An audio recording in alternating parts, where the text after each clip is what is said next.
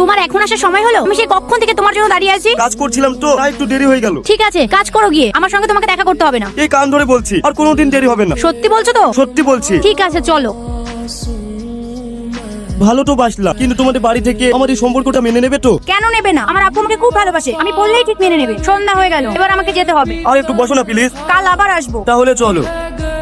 শফিক, তোর মামা আজ ফোন করেছিল। মামা কি বললো? তোকে শহরে যেতে বলছে, তোর জন্য একটা ভালো কাজের ব্যবস্থা করেছে। না না মা, আমি তোমাকে ছেড়ে কোথাও যাবো না। তোর একটা ভালো জীবন হওয়া দরকার।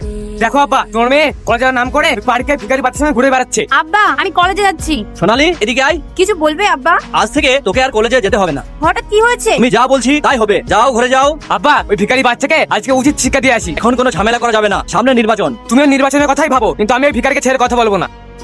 হ্যালো, কি হয়েছে সোনালি? তুমি কাঁদছো কেন? আব্বা আমাকে বাড়ি থেকে বেরোতে দিচ্ছে না। কি হয়েছে? আমাদের সম্পর্কের কথা জেনে গেছে।